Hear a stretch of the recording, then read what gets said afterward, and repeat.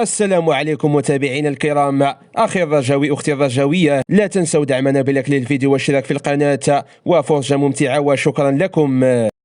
صرح مدرب الرجاء البيضاوي التونسي مندير الكبير بأن جماهير النادي تقوم بدور مهم في تحفيز اللاعبين وكذلك الطاقم التقني لتحقيق الانتصارات المهمة في آخر الجولات، لا سيما في المواجهة السابقة ضد فريق الجيش الملكي التي فاز من خلالها بهدف دون مقابل، معتبرا بأن الجمهور يعتبر هو رقم واحد. هذا وقال التونسي مندير الكبير بأن الجمهور الرجاوي هو القوة البيضاء في الفريق، لكونه يدفع اللاعبين إلى بذل المزيد من الجهود للعودة في ترتيب الدوري الاحترافي المغربي، لا سيما بعد البداية المتعثرة خلال هذا الموسم، حيث أكد بأن عمله لا يقل نهائيا عن عمل الجماهير الرجاوية لا سيما من الناحية النفسية وكذلك الذهنية مؤخرا. وأضاف المتحدث نفسه كلامه بالقول بأن هدفه الرئيسي والأساسي مع الفريق هو المنافسة على التتويج بالألقاب المحلية والإفريقية معا، مضيفا بأنه سيسعى جاهدا إلى تطعيم الفريق الأول بلاعبين مميزين، وذلك انطلاقا من مرحلة الميركاتو الشتوي لهذا الموسم، بسبب رغبته الكاملة في تعزيز التركيبة البشرية بشكل كلي، لا سيما في ظل عدم تواجد لاعبين مميزين في خط الهجوم. وأشاد المدرب التونسي بالمستوى الفني والبدني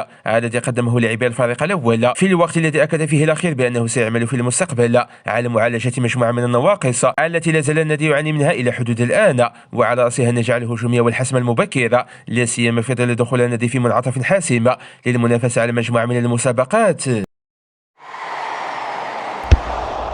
قرر مسؤول فريق الرجاء البيضاوي قبل قليل تسريح 4 لاعبين دفعة واحدة في قادم الأيام إلى فريق اتحاد طنجة على سبيل الإعارة حتى نهاية الموسم، بعدما تواصل مسؤولو المكتب الجديد بطلب خاص من طرف ممثلي هذا الأخير للاستفادة من خدمات هؤلاء اللاعبين معا، وذلك لتجنب السقوط إلى دور الدرجة الثانية على مستوى المغرب. وكشف تقارير صحفي مطلع في هذا السياق بأن مسؤول فريق الرجاء البيضاوي وافق رسميا على السماح لكل من هيثم الباشا الجناح الأيمن إلى جانب الحارس الجزائري غيم رباح وكذلك رياضية بوكيكي،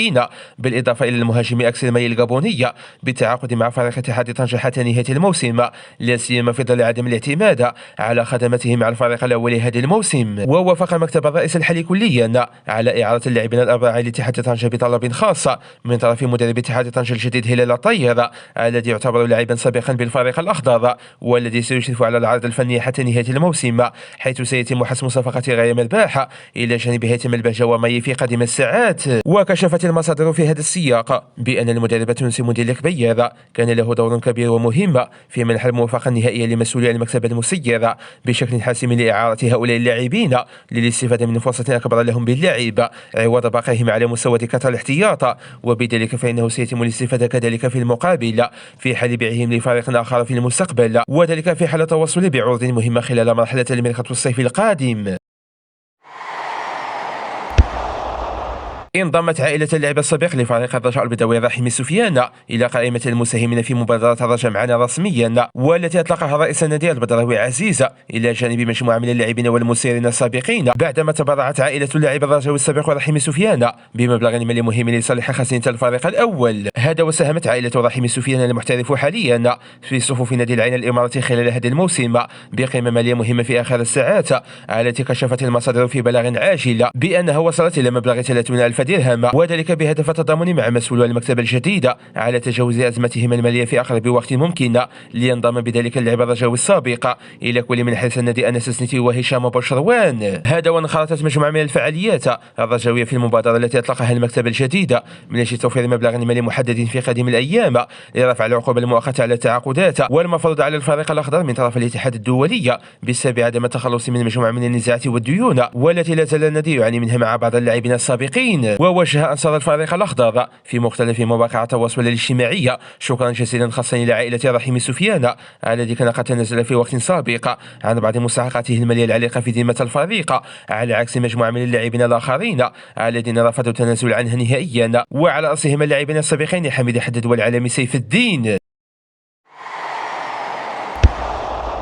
تمنت فئة واسعة من عشاق الرجاء البيضاوي قبل قليل في تدوينة قوية على مواقع التواصل الاجتماعي كل التوفيق والنجاح لمحسن متولي العميد الرجاوي السابق، بعدما توصل الأخير مع فريق اتحاد طنجة قبل قليل إلى اتفاق حاسم ونهائي بين الطرفين الذي يقضي بحمل قميصهم حتى نهاية الموسم، وانتظار معرفة رغبة المدرب الجديد في تمديد عقده مع الفريق الطنجاوي لموسم آخر إضافي. هذا ونشر مجموعة من الرجاويين على حساباتهم الرسمي على موقع التواصل الاجتماعي فيسبوك تدوينة في حق العميد الرجاوي السابق متولي محسن بعدما تمكن اتحاد طنجة من إقناع هذا الأخير باللعب له حتى نهاية الموسم، وذلك من أجل مساعدتهم على تجنب النزول والسقوط إلى القسم الوطني الثاني على مستوى المغرب من جديد. وكتب أنصار الفريق الأخضر بالقول: نتمنى لك محسن متولي كل التوفيق والنجاح في مسارك الجديد مع فريق اتحاد طنجة هذا الموسم، رغم دخولك مع مسؤول المكتب الجديد في نزاعات قضائية حول المستحقات التي كانت لا تزال عليقة في ذمتهم، التي رفض السماح فيها مثل مجموعة من اللاعبين الآخرين. ويسعى فريق اتحاد طنجة خلال هذا الموسم